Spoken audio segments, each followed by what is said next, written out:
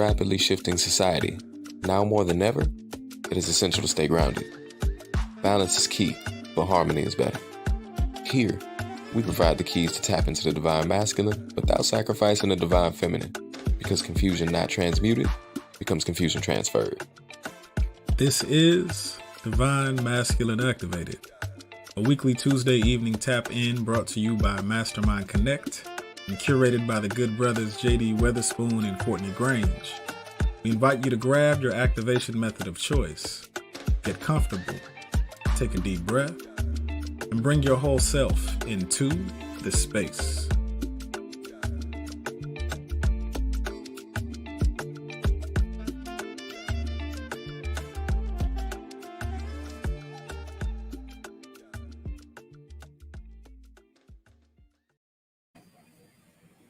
Hey, we back like we left now.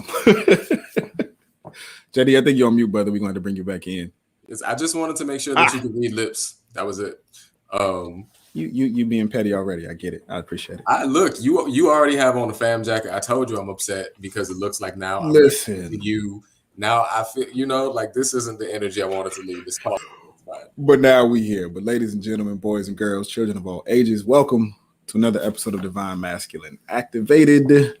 I am Courtney Grange. He is J. Digger Weatherspoon. Tadal. And yes, the FAMU colors are important and on purpose. I call that on important for me. FAMU just got on important. FAMU just got named the #1 HBCU in the country. So I had to go ahead and brag because we brag different. If you know, you know. But thank y'all for coming in. As always, this is the place where we tackle divine masculinity. No, Sequoia. Nah, forget all that. Yes, Sequoia. You get one #1 post, and they don't know how to act. You can't take rattlers nowhere, bro. Listen, just sit down and let us do what we do here, okay? Because we've been doing it since we've been doing it. But welcome to Divine Masculine Activated. We talk about how to balance your masculine energy with your feminine energy. Specifically, divine masculinity being the ability to activate your masculine energy without sacrificing your feminine energy. Precisely. Why do we do that? Cool. We know that our nurturing as men taught us that like anything feminine is typically reserved for women. Masculinity is also something that is relegated to being hard, forceful, and choosing logic over empathy, right? We created DMA as like a way for us to create the context where we feel most comfortable unpacking what we've been taught about masculinity and then also reshape how we think about femininity. Tad Dow. And last season we started our Am I My Sister's Keeper series, where we brought in live discussions curtailing the importance of platonic yet intimate relationships between men and women and the collective benefits it provides at personal, interpersonal, and social levels. And this season, we are pushing the envelope by creating an entire segment composed of multiple episodes that highlight some of the divine feminine archetypes in our lives and what they do and how they do it so beautifully well when they think they can do it. And this episode specifically is going to be one of the more fun environments because we have the lovely ladies of the Pretty and Petty podcast. Erica King. No, say it again. You said that's a real name. Erica King and Sidney Gilchrist are the dynamic duo of the Pretty and Petty podcast that taps into every topic you can think of, all while being pretty and petty, of course. So without further ado, we're going to bring these ladies into the space. What up, E? What up, Sid? I love that introduction, by the way. You killed it. You nailed it. I love it. I've been practicing all day long. Loved it. What's going on? I'm excited to get this conversation started. Some of the topics people wanted to talk about is what me and Erica talk about personally on our podcast. So this should be a good conversation. We're ready. We down for the fun. You know that. Okay. So before we get in, I think I need to like really clarify and set the tone so people understand like y'all class of petty, because like I think this isn't standard like girls line at the bathroom at the club petty. Like this, Right. Okay. you know what I mean? Like so WHOAman. Can I just call you WHOAman? Has somebody ever done that? I love that. You can definitely call me WHOAman. And thank you for pronouncing it right. Most people don't ever pronounce it right. It's How do you know how to pronounce it? I mean, honestly, like I saw that and it reminded me of like this Youngblood song. I'm totally snitching. So just so you know, every time I read your last name, see, it's kind of like that kind of petty. It's but kind it's of not like even my last name. That's my middle name. That's her middle name. But it is true. I knew how to read it immediately as well from going to school in the South, and it was like, oh, that's like the song, yeah, like WHOAman. I know exactly what that is. I love that. People be like, Erica, yeah, and I'm like, Eric, no. Yeah, no. I love it. All right, so you have like a crazy major. Like you're heavy in business. Are you still a producer, or you were one? Because you've had like 3 to 4 different type of endeavors go on. I'm still a producer. I'm just now venturing into like the business world. So it's been a process, but I've been tapping into it and I love it. And I hope to become a full-time entrepreneur here soon. But I'm still a producer at ABC News right now. Okay, so this is like really what you do in your spare time. That you're professionally petty. I'm professionally petty. I love that. I am professionally petty. I think I've mastered the whole petty. And then when me and Sidney get to talking, it's just like, okay, when we first met, everything out her mouth, I'm like, oh my God, this girl gets me. Yes, yeah. So which is dope like, though. Like it just, we talk that shit. Like we just talk different stuff. And apparently y'all back it up too. So like quick flip over to Sid, aka the running most valuable player award winner for Auntie of the Year. Yeah. Oh man. So Sid, you got into like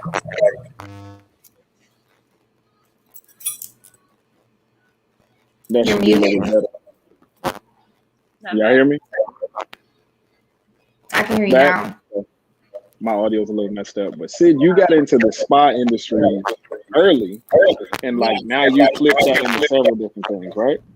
A little bit. Are you on it? Hold on. Maybe it's too close. Sorry, my cousin's watching alongside too. Yeah, so that might be what it is. I think because you're so close. I'm crying. Yeah, we got to treat this thing like when you call into the radio. Turn your radio down. Turn your radio down.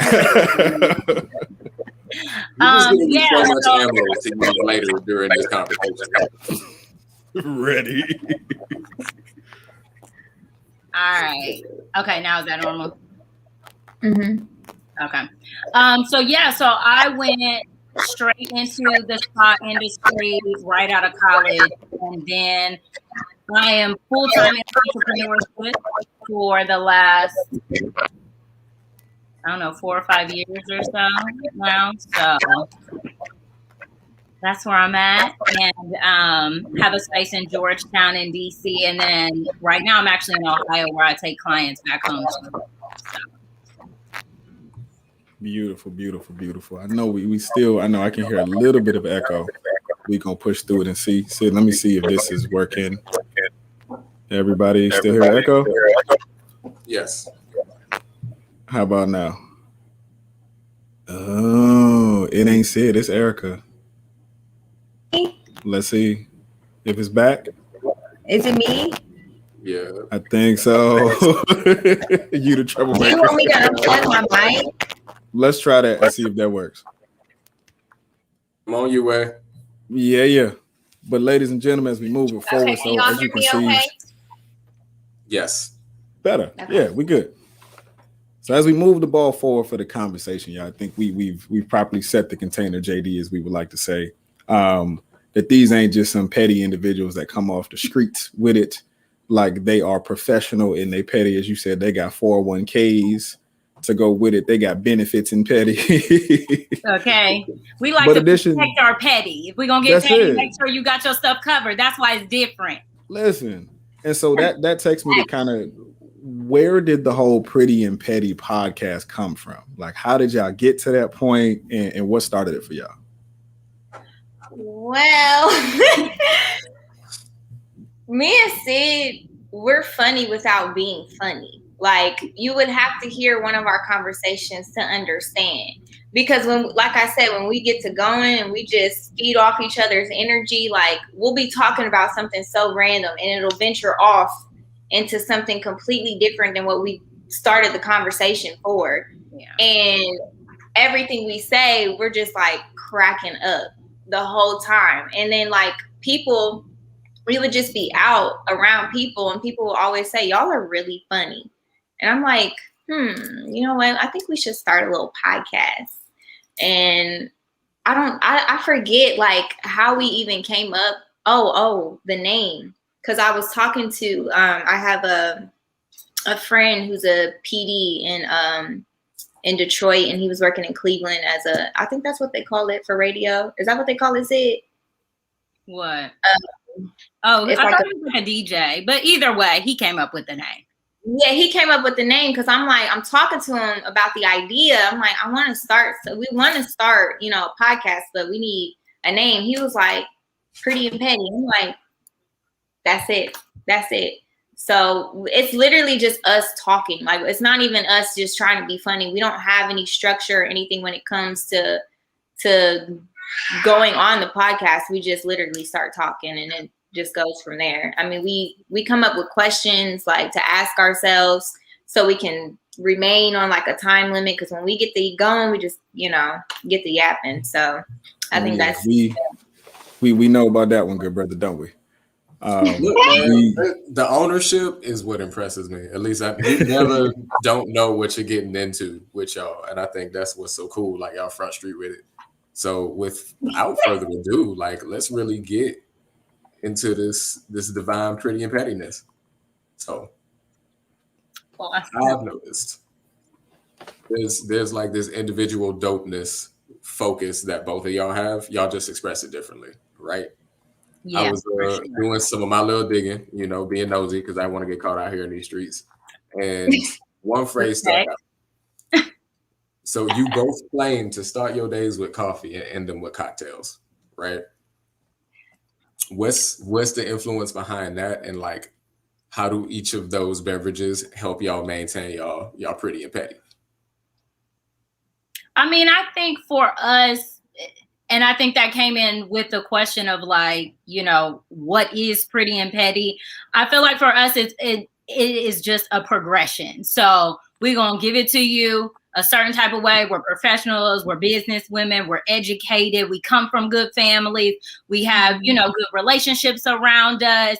And we take care of our business. So I feel like, you know, having your coffee at the start of the day will put you in that mindset, the meditation, the affirmations, that kind of all goes with that whole process, trying to add in some working out now.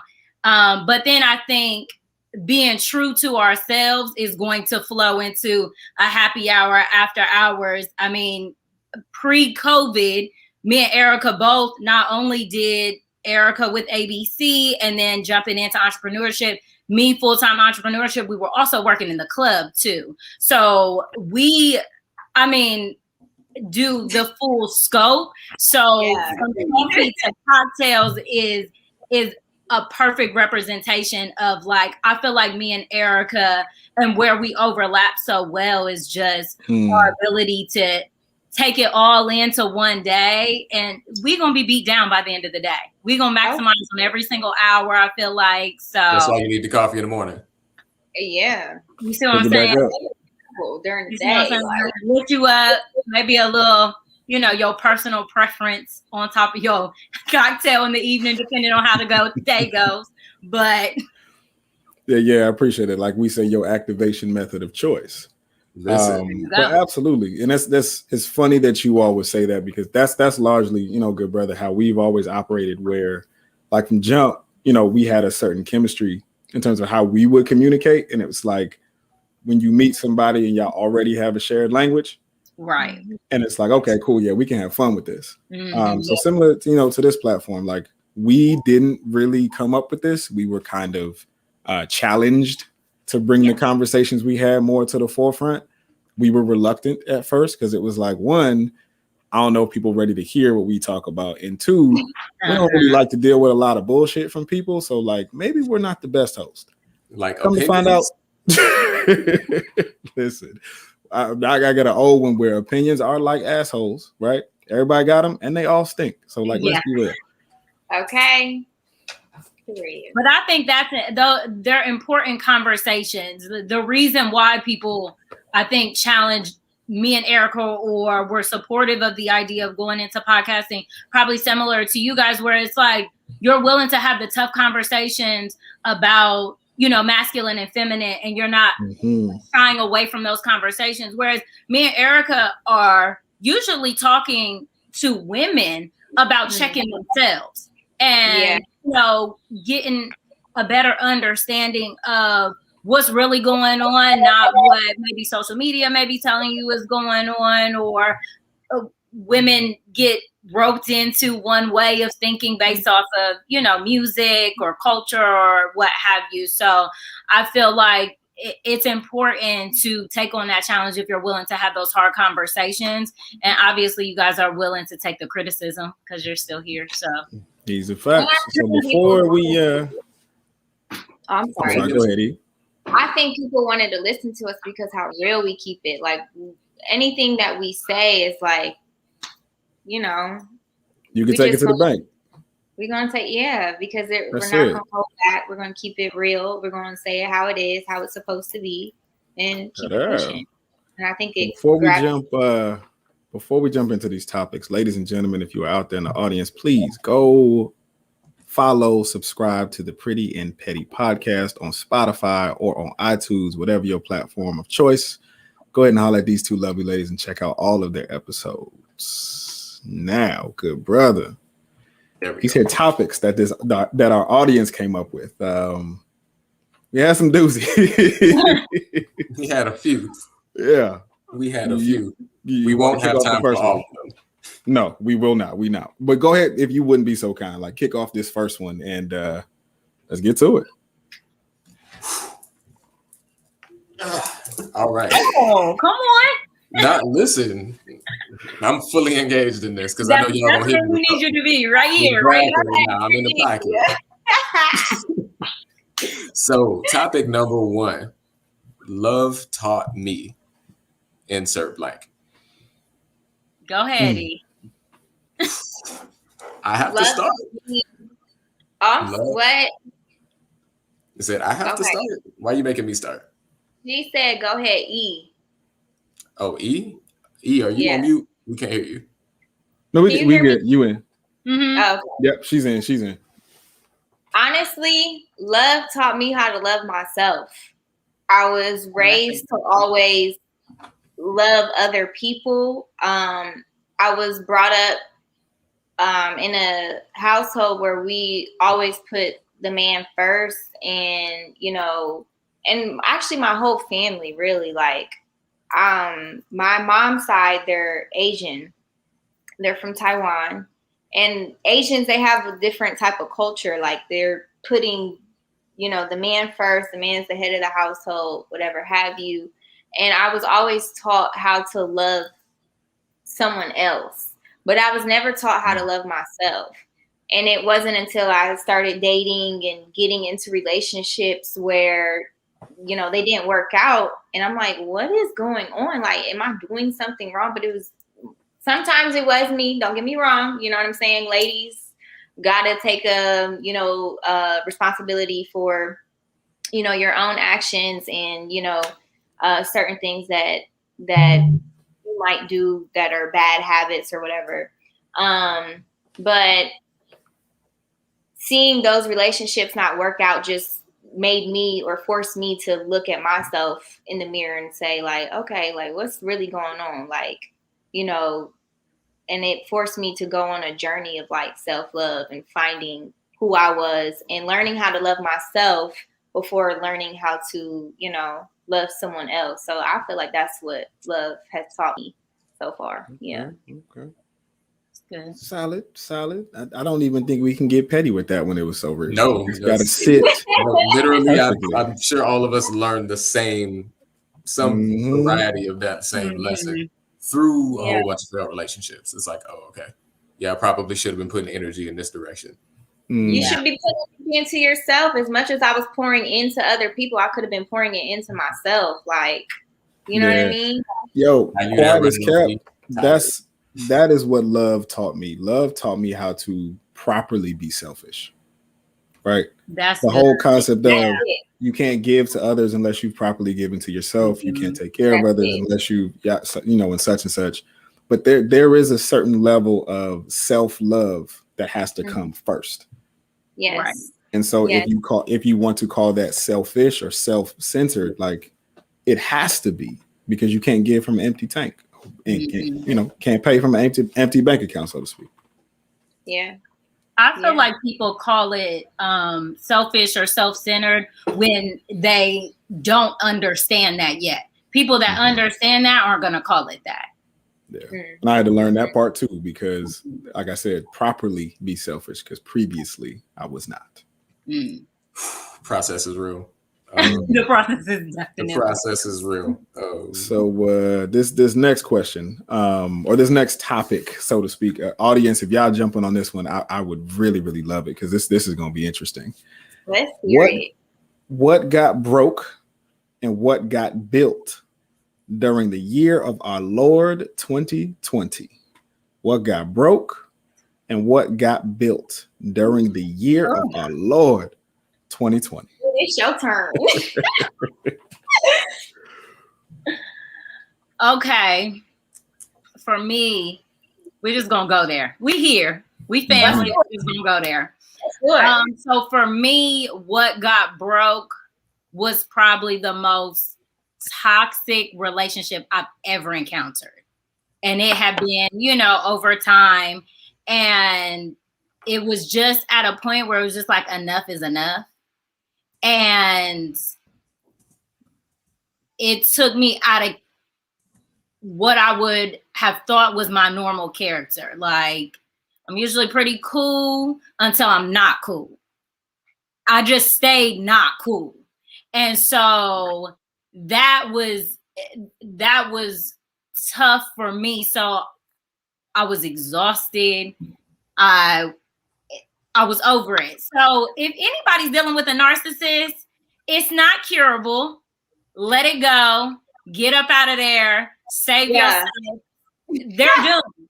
Save yourself. They're fucking doomed. Like, I didn't, and I'll be honest, I didn't really know what a narcissist was. And I had started therapy like maybe 2019. And she started to tell me like, okay, that's this behavior, without like pointing the finger too heavy. I'm like, give it to me straight. What's going on? Is the nigga retarded? Like, what's really going on? And she's like, Sidney, I'm gonna tell you, he's a narcissist. And I was like, okay, now we're getting somewhere. So those tough conversations, just get to it. And I feel like for me, 2020, it was, this is what it is. And to be honest, I let go of that situation. So that's what I let go of. Thank you, Jesus. And no exaggeration, probably 2 weeks later, I met my boyfriend now. And I'm not even, and I'm a person one, like, if you've been with somebody for a while, I got certain rules, or previously had certain rules where it's like, if you done been with somebody, y'all done lived together, or y'all had some like complicated ghetto ass situation like mine, you need some time. Like, you need 2 years or what have you. But I had exhausted the situation for so long. I had been done well before 2020. So my encouragement for people is really letting go of things that you know are no longer serving you. And I think that goes back to even understanding, you know, love and what love has taught you is that for me, it taught me that I don't know what the fuck I'm doing. So I need to step back. That part. Like step back, let a professional or somebody who is wiser or, you know, has a better understanding than you do, pray over it, you know, your spirit, whatever your spiritual space is. If you don't have one, get one, you know. So for me was love taught me I don't know what the fuck I'm doing. So okay. Let God. You bring up a very let go, let God. Mm-hmm. You bring up an interesting, not even an interesting, but a very specific point, like with regards to the masculine and feminine balance, because I sat on the other side of that spectrum in my past as the narcissist. And so my learning was like, all right, where does this serve me? Where does this hinder me and hinder others? Because it can serve you very well. That's it. And that is very, I mean, it sent somebody to the White House. It can serve you very well. But even on the positive spectrum, that narcissistic side of myself is what taught me how to be selfish in the right way. I had to reposition it. I can see that. My therapist had to make me aware of the fact that like there's only one opposite to the narcissist, and that's the victim. And they sit in tandem with one another. And so for us, we often talk about they attract each other. So like you was talking, I remember one of the episodes you were like, the more ghetto my shit gets, the less you gonna hear about it. Yeah, exactly. But in that environment, these two immature energetics, they just start balling with each other. Oh my God. And it's hard to pull them apart. Yeah, exactly. And so like the narcissist doesn't really know at some point how they're creating and empowering the victim to be the victim. And the victim doesn't know how they're creating and empowering the narcissist to continue to belittle them and put them down. Now, this is not static, right? But that's the funny thing, though, because part of that, like, I think they both enable it because at a certain level, they feel comfortable in that. Like, there's an ego attachment. 100%. Yeah. 100%. And it ends up being a situation depending on the relationship or, you know, whatever that is. Mine was more of a situationship. So whatever that ends up being, it can kind of alienate you depending on how you guys handle it. So then the cycle just can continue even more and more and more because one person is, I mean, you end up, like you said, pushing basically to each other. And it just goes and goes and goes. And depending on your love language, it can really be a shit show. So that's a whole nother thing. That's a whole other thing. Do we but that's get it with that? What, with the love languages?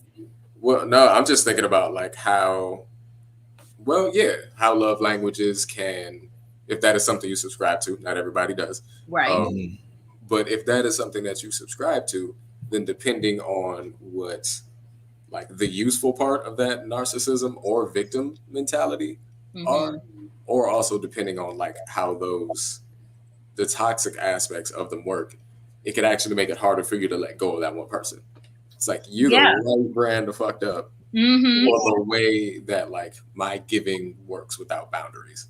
Right. Yeah. So if I don't know how to put those there, that's going to be the one toxic tendency that I have a tendency to like not only attract, but also latch on to because it serves a need that I have to feel. Well, if you're a narcissist, you want to feel needed. That's right. Yeah. Yep. Because there's that strong sense of self-importance. If you're a victim, then you always want like that protector idea. Because at the end of the day, narcissists go to bat for people they care about, even if it's in a selfish way. Ooh, that part, boy. Very Listen, true. okay. So that's on a whole nother level. Unmatched. Let's just say that. It is unmatched. So until you can identify that, and I guess it probably isn't fair to say that you know, it's not curable, but it is something that, you know, you battle with constantly and trying to find, you know, the positive for and just stick with the positive parts of it instead of tapping in to what could be looked at as more negative or hurtful, things like that. So yeah, I mean, listen, 80% of this universe is made up of dark matter. We are no different. Mm-hmm. And so that light that is largely the 20% of ourselves that gets to shine is because that 80% is so dark. Yeah. And so for me, it was largely about a surrender to the fact that, like, if I'm gonna be this way and I'm gonna have to accept it, like JD would talk about last season, like that little nigga got to sit on the porch. You can't come in the house, right? Like, I'll take care of you. You can be here amongst the other community of self members that I have to take care of, but you can't come in the house. And if you do, like, you go into the bathroom and you going right back outside because you caused too much trouble. But that gets us into, like, Eric, I want to ask you what got built in 2020, because you had a lot of transitions that came into your life in a beautiful way, right, in 2020. Honestly, 2020 was a very difficult year for me, but it was also an amazing year for me at the same time, because I really feel like I found my purpose in life. I found out who I was as a person. I feel like I stepped into my purpose in 2020. A lot of relationships ended in 2020. Friendships, relationships, you know, I had to cut a lot of people off. And it was a foundation for me to start building towards my mental health and my inner peace. Like, I really feel like 2020 was a year of cleansing for me. And 2021, although some of the toxic shit from 2020 trickled over to 2021, now with 2021 being where I am now, I'm in a totally different mental space. Like, everything for me is just about peace. I just want peace in my life. That's it. And I feel like 2020 was the year of just shedding all of that and building and making way for what I'm doing now. Like, even though people see the certain stuff that I've been doing, like, I don't know, launching my clothing line. My clothing line's launching in July. I have a book coming out in June for my son.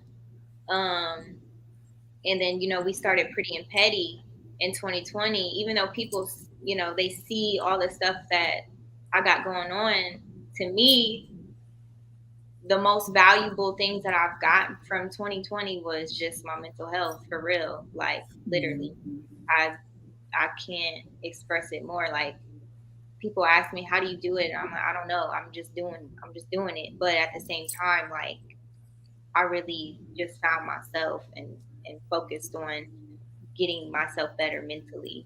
So that's what it did for me. We ain't got into petty yet. We ain't heard no petty thoughts. That's not it. 2020 almost took people out. Okay, it's not fun anymore. Nothing is petty. Nothing is. The petty turned into real life. It's too soon. Okay, it's too soon. I don't want to hear no 2020 jokes till 2025. She had me like, I was getting jumped in 2020 for real. I was getting jumped, but I came out swinging. Okay, that's it. Listen, you better talk to him about Ohio. Hey, that's why I'm here. Okay, all that toxic shit got to stay in Ohio.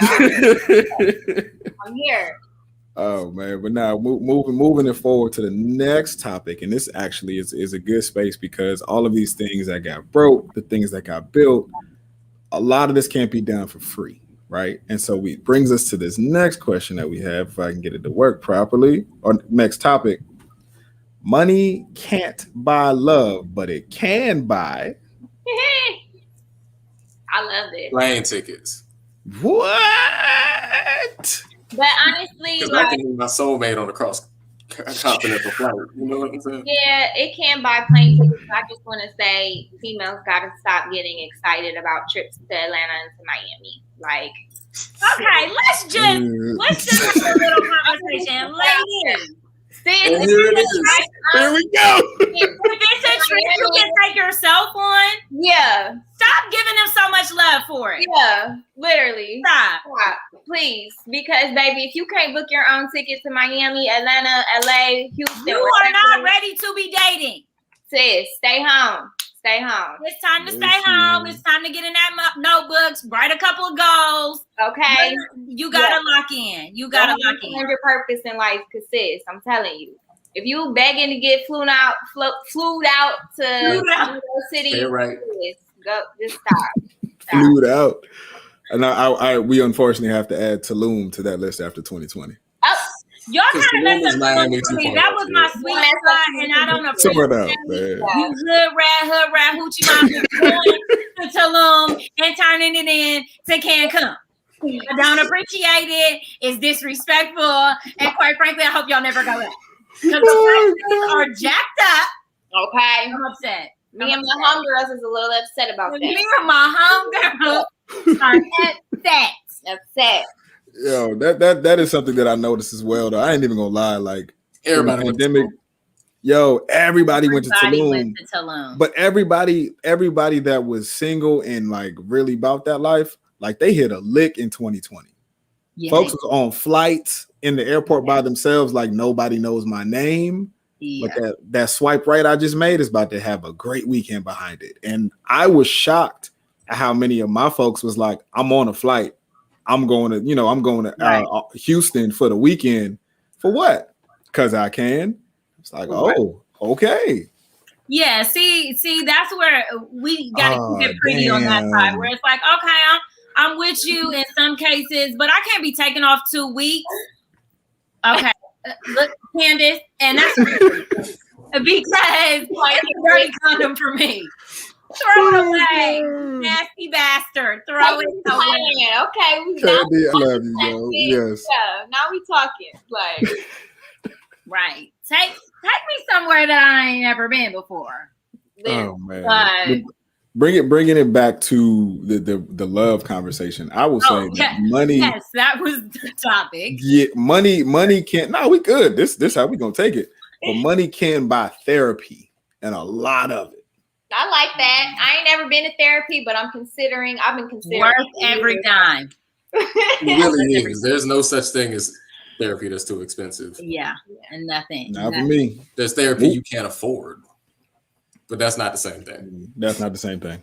Right. And I would add, like, therapy, a lot of times, especially because in our communities, therapy is such a shunned thing or now such a new thing. Yeah. We start at that baseline and we forget that there's so much more in regards to self-development that you can get into. So like after therapy teaches you the 101 of like accepting your shit, you can go to conventions, conferences, workshops. You can get involved in all these different types of groups that are specifically around topics of self-development, or all those mechanisms you get from your therapist, they come from other areas. So like psychodrama, or looking into like social emotional learning, or even social sciences. There's a bunch of these people out here that just dig into these topics of how human behavior works for fun. You could sign up, you can become a member of an organization and get you tons of resources. Yeah. In addition to like, so tell me about your childhood. Right. And there's a lot of, I mean, my sister, she's tapped in, but she is always a resource of like free opportunities. So really just just taking a couple of minutes and typing it in.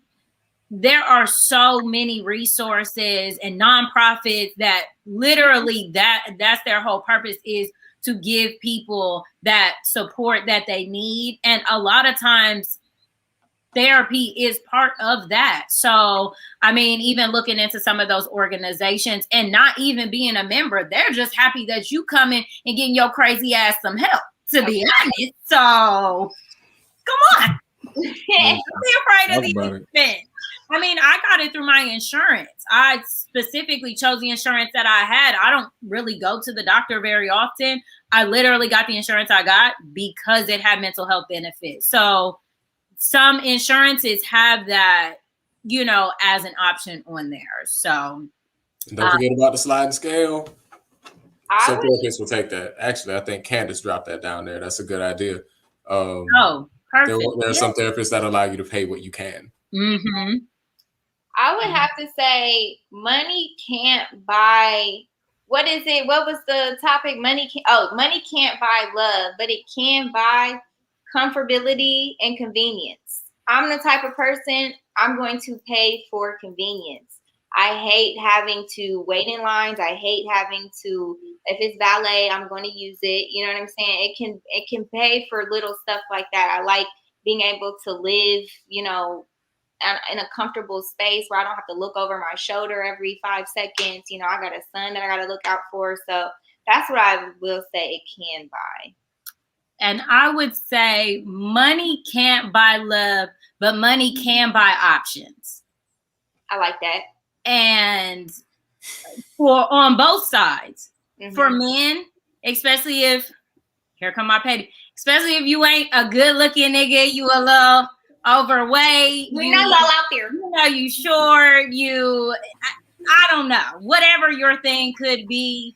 But for women, I feel like having my own money has helped me to, you know, build in those boundaries and feel confident about them, to be able to say, you got me fucked up.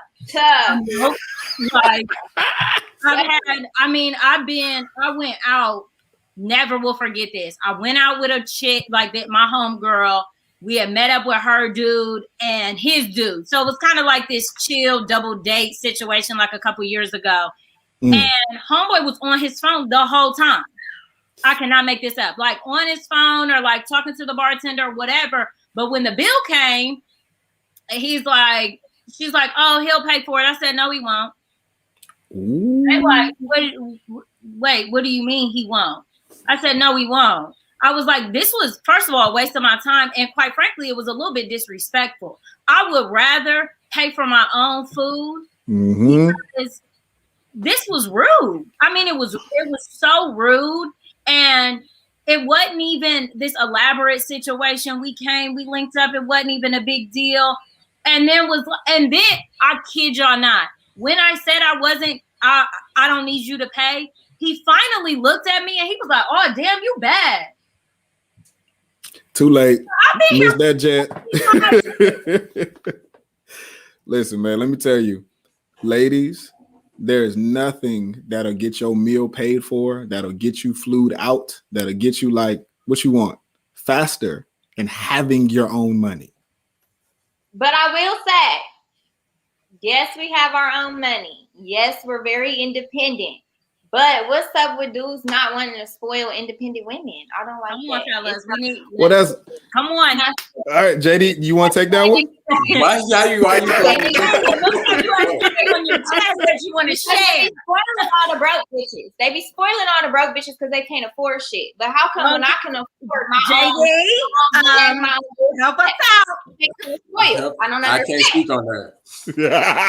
I can't speak. That's how you answer that question. That's how you answer that question. I can't speak on that. I can't speak. Well, literally, it doesn't apply to me. Typically, I'm a spoiler. So, ta-da. Okay. Well, JD, give us something because your fellas need help. Well, that's the thing. There is like this. The ability to spoil is part and parcel to the ability to understand how to make somebody feel safe. So if you don't know how to make somebody feel safe, you don't know how to spoil someone, because just dropping bag don't make a difference, right? Like you can have a woman who will let you do that. Like she'll go on every trip, she'll sit by your side, she'll treat you great. The whole time, like the one who's nurturing her and making her feel safe is the one that's getting the real information that you want from her. Yes. And that's what I would say is that piece of the puzzle is like the money can buy, right, you the ability to learn and be able to make a woman feel safe, right? But it can't buy that. It can't actually buy the safety itself. I will definitely jump in on that one because I did way too much of certain types of spoiling versus like the safety piece that actually was just as important. Do share, JD. What was you spoiling too much of? Let's just hear about it a little bit. Well, I mean, like everything a little bit on paper. It's like, okay, you're supposed to have this. Life is supposed to be comfortable. You're supposed to be able to like get these plane tickets. and I also should get like real good therapy. But in terms of like, for me, and this was my fundamental like lack of understanding of what the like feminine polarity needed at a core level. Like for me, it was like respect, freedom, love, and affection. On the other hand, it was like safety, love, affection, and then all that other stuff. So it's just like, all right, yeah, let me just like do more here when things don't seem to be going in a certain direction. Like, let me work harder. Let me be more like attentive in this way. And it's like, nah, fundamentally, like I need to be held from a standpoint of safety, and safety looks like this to me specifically. Because the way that I walk through the world isn't the way that you walk through the world. Right. So of course you're not going to think about it. It's like, oh, so now how much have I not been listening versus that not being communicated in a way that I understood? So I started asking a different set of questions. That's it. Yeah. Questions. As men, I think that is the one place to truly get more effective when it comes to how we interact with women. Ask better questions. Yeah. And very clear questions, because I know that my biggest appreciation for men is the simplicity, and not in a way that is less than, but literally it's like, what do you want to eat? Later. Nobody need all that extra stuff, ladies. What do you want to eat? That's it. If you don't know, say I don't know. Like if you do know, just say that. If it seems too expensive, still say it, and then we can build from there. But I think that with men, and finding that balance of like the right questions to ask, a lot of times women are going to give you a very emotional response. So there's, it's important to ask the question so that you understand your woman, so that you understand when she gives you an emotional response, what is really happening? Like, what are we really talking about? And when you're not building based off of safety, and safety being asking those questions, I feel like if you ask the right questions, you'll know how to protect your woman based on what works for you. Because some dudes gonna be strapped all day, every day. Some dudes are not gonna be like that. And depending on the woman you're talking to. Yeah, we know that. I figured that much. What? Are you strapped? You got that thing on you? Okay, I don't have my license yet, so it's something I'm working on. Listen, good answer. Nope. Hey, JD, where Freddie Gibbs from? Gary, Indiana. What's two things you gotta remember? Number one, I keep that thing on me. Number two, I keep that thing on me. And both of them on safety. Both of them on safety. Erica likes a man that's strapped at all times. You want to know what's on you. You want to be excited. That's the time. You need to know you could be at the beauty salon and be like, my man will air this shit out.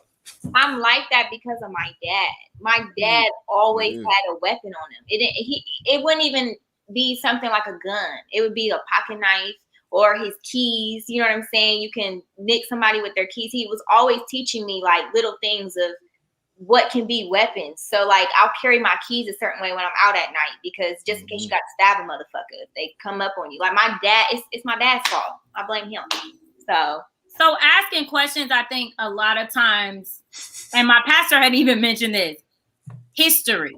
That's what's going to be the difference in relationships. So what somebody's history is, understanding how Erica's dad operates, especially because you're taking the reins from one man as a woman, from one man's protection to the next man's protection. So understanding what protection you're used to is going to be important questions for a man to understand if you want a woman to not only feel safe, but to be more submissive to you. Like, I think that women, I believe, can still be very submissive. Men are the disconnect of being submissive or allowing yourself to be vulnerable in certain ways, which is unfortunate because it makes a lot of the relationships very surface. So when some shit hits the fan, like fucking COVID, And it's like, damn, we ain't really never had a conversation, and Shorty ain't got no job. We over here with it. Like, we never had those hard conversations.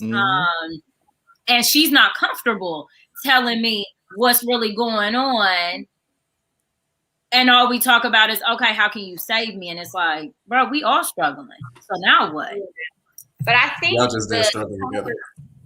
Well, now we're struggling together.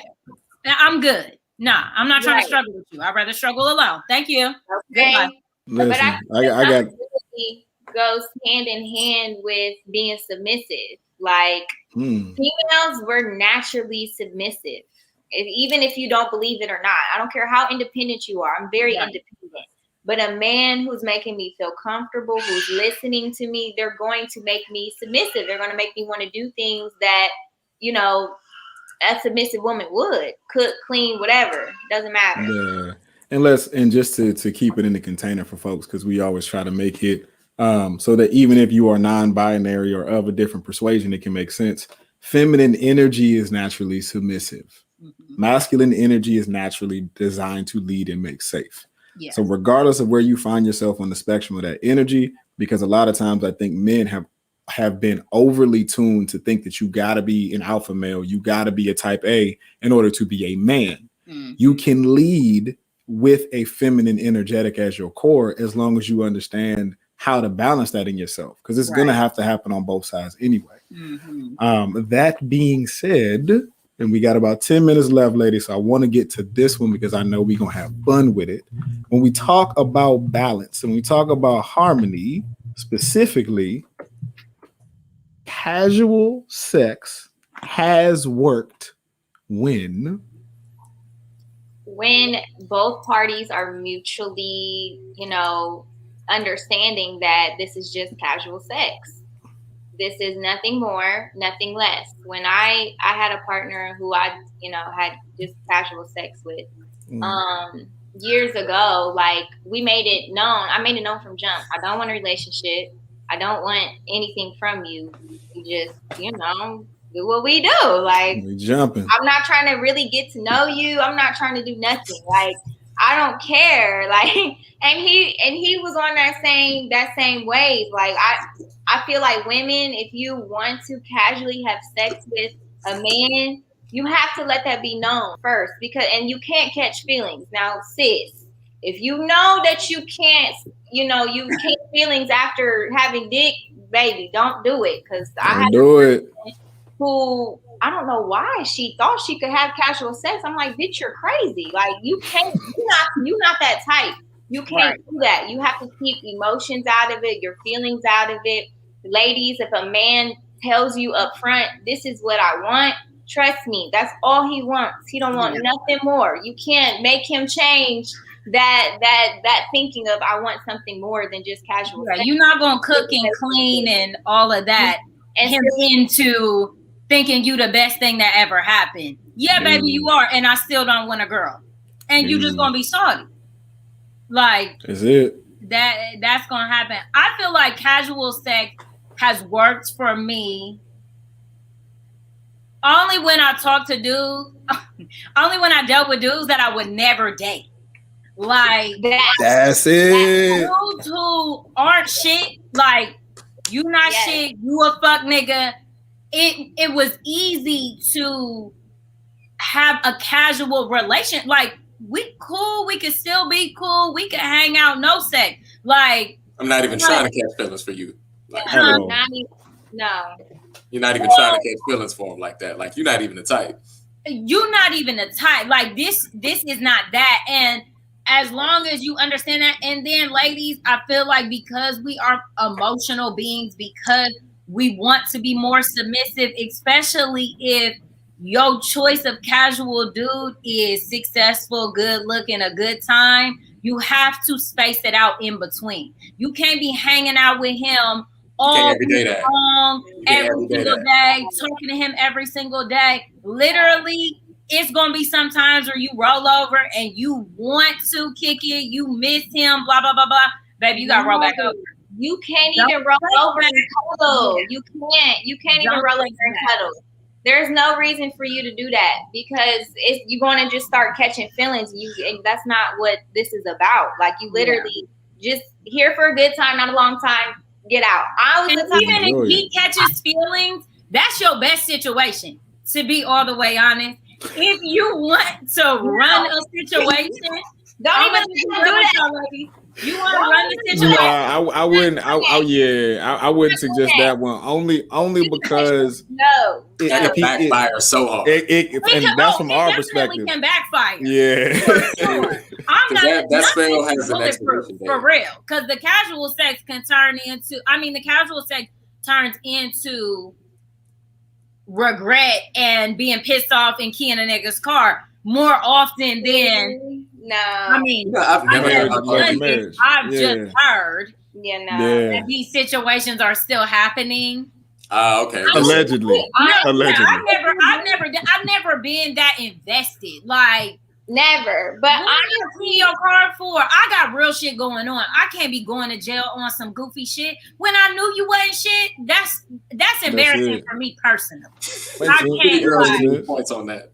Yeah, you're right. You lose points on that one, but I mean, it's a no for me. And that's one thing I feel like is important for women because we're more emotional is to check yourself. Understand when you are embarrassing yourself. Like say it out loud, say it to your non-toxic friends, and see how they respond, and just go with it from there. And don't say it to your toxic friends because they're gonna be with whatever.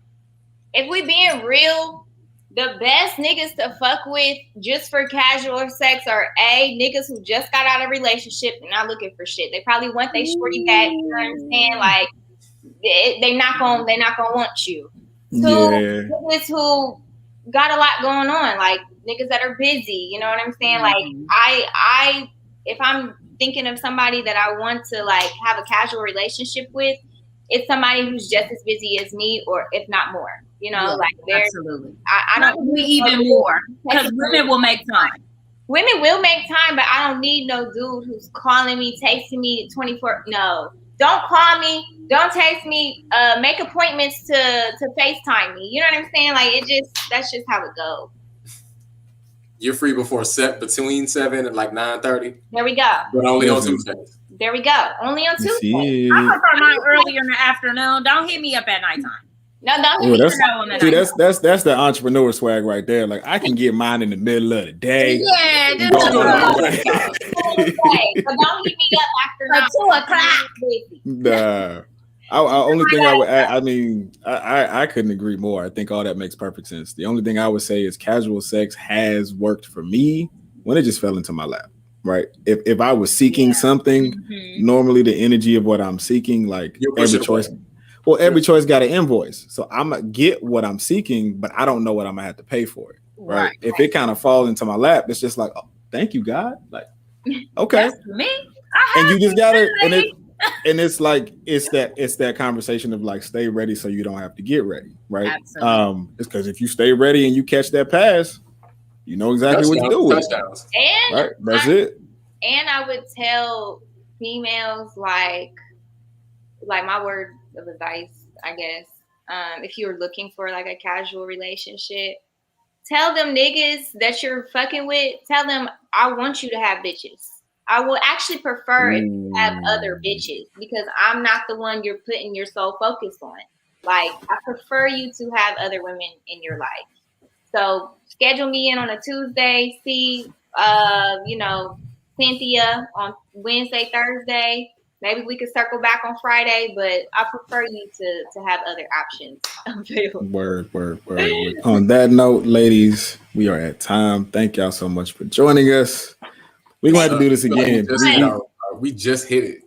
Just hit that stride. We're going to have to run this one back in some way because y'all energy is going to bring, y'all energy brings a whole lot of fun into this space. And I appreciate that. It does feel less heavy.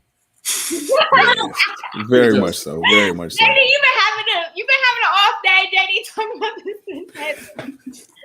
Well, you know, I was really on here for the bullshit. I got a little too serious for me in the beginning.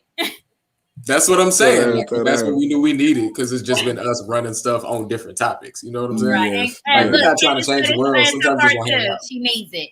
Come on, Candy. There it is. Look, she's talking about it. Light and deep. Ta-da. Right. Cool. Cute, real cute. Before we let y'all go, ladies, anything you would like to plug? I know the clothing line is about to pop off. Anything you want to say to the people before we roll? Follow Love Yueh, LOVEYUEH is how you pronounce my middle name.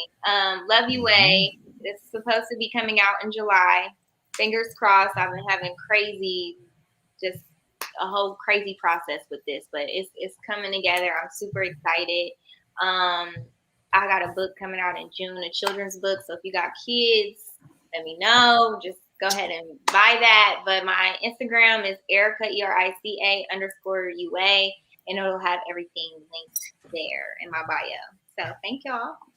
Love it. All right.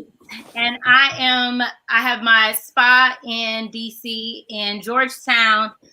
So if you are looking for an esthetician, if you are looking to do spray tans, if you're looking for full body waxing, if you're looking for a massage therapist, I got it all in my space. And my business is called Skin Identity. It's that's the name of the Instagram. And so you can go on there, you can look at my appointments, all of that stuff. And Thank y'all so much. Absolutely. We can feel like an hour. Yeah, this thing moved quick. No, that definitely felt like 30 minutes. 30 minutes for sure. Cool. Well, we gonna let you walk more when we're done. All right, so we gotta let him go. We gotta let him go. We're gonna get up out of y'all way, ladies. Thank y'all for coming through. We'll see y'all soon. Bye. All right. Bro, that was fun. That was fun.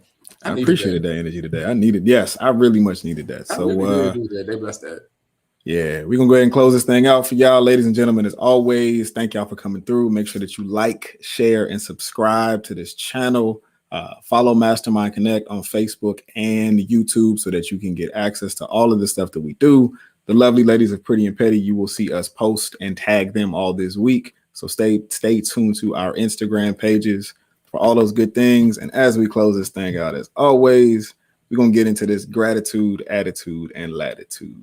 So I'll kick us off. Attitude, collect your karma. Ladies and gentlemen, I think it is Saturn, if I'm not mistaken. Let me just double check and make sure. That is about to be in retrograde. Yes, Saturn is in retrograde currently. And I know a lot of times we look at retrograde like, oh, shit. But this one's a little different. If you have been karmatically putting good things out into the universe. And so if you have been taking care of yourself, taking care of others, doing what you're supposed to do, now is the time for you to start collecting back some of that goodness into your life. So collect your karma.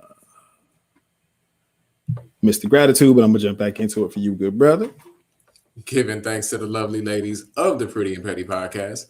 That was like, I think the medicine is in the simplicity. Sid definitely pointed out how like simplicity is a major turn on in the sense of what do you really need? So let's remember to collect our karma, but in the process, keep it light in the meantime. Keep it light and deep, as a good homegirl Candy said to us. And last but not least, we're going to get into this latitude. Worthiness is messy. That's from mental health consultant Regine Roy. And pretty much what it means is that it's not going to be no easy road. It's not going to be pretty. It's not just going to be what you want it to be, but to truly be worthy of everything that you need to have, it's going to be a little bit messy. As we talked about today, all of us have had different journeys in how we got to this point. And you can see that like it ain't been no crystal stair. So don't expect for it to be. Yeah. All right. With that said, I think we up out of here, good brother. Man, until next time. Oh, next week. Listen. So we got somebody special coming for y'all next week. The good sister Chantrell Lewis, the curator extraordinaire, the one of the most bossy energies that I've ever met in my life is going to come through and bless us with all of the good things that she has going on right now. What she's done in the class. We're going to see some things for y'all on all that good stuff. So like, stay tuned, stay linked in to our Instagram pages, our Facebook pages for the details, and we'll see y'all next week. Peace. Yeah.